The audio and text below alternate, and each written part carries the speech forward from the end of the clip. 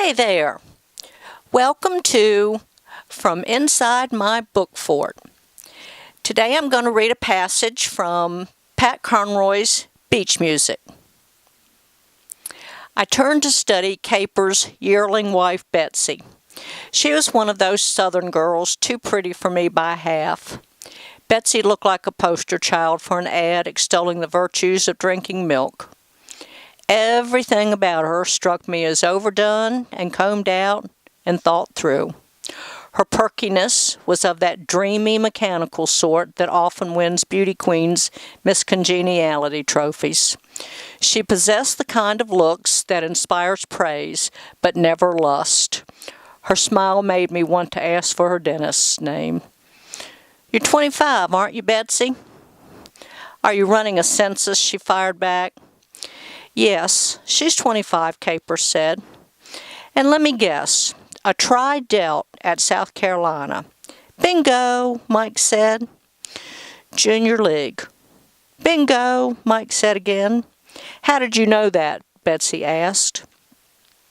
"You've got that Junior League squint. All sorority girls in college learn to squint that way to make their husbands feel properly adored when they utter some inanity. You're stereotyping me, Jack," Betsy said, and I saw some real fire in her. The South stereotyped you, Betsy. I'm just testing the limits of the stereotype." Capers put his arm around his wife and said, "Betsy was raised to be a Southern belle. No harm in that." "I'm proud of it," Betsy said.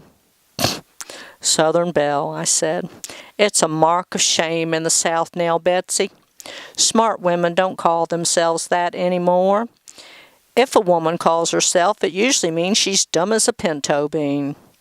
You're obviously very bright, even though you do have deplorable taste in men.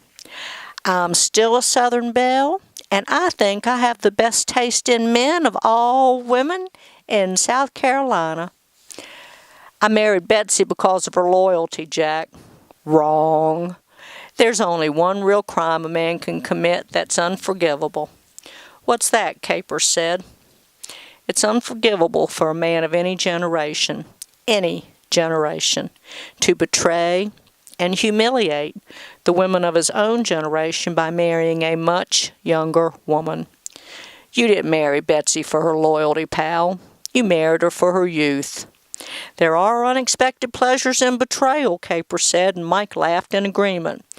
"I always did like your piety, Jack."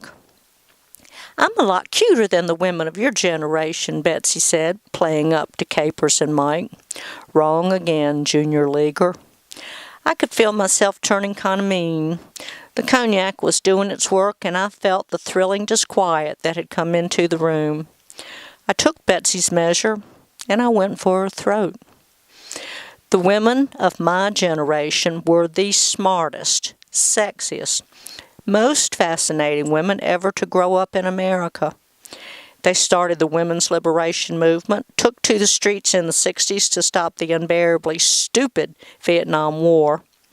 They fought their asses off for equal rights in the workplace, went to law school, became doctors, fought the corporate fight, and still managed to raise children in a much nicer way than our mothers did. "Chill out, Jack. Betsy's just a kid." "She's a dimwit," I said. I turned to Betsy. "The women of my generation make men like me and Mike, and your chicken-hearted husband look puny and uninteresting by comparison. Don't talk about those women, Betsy, unless you're on your fucking knees genuflecting out of admiration."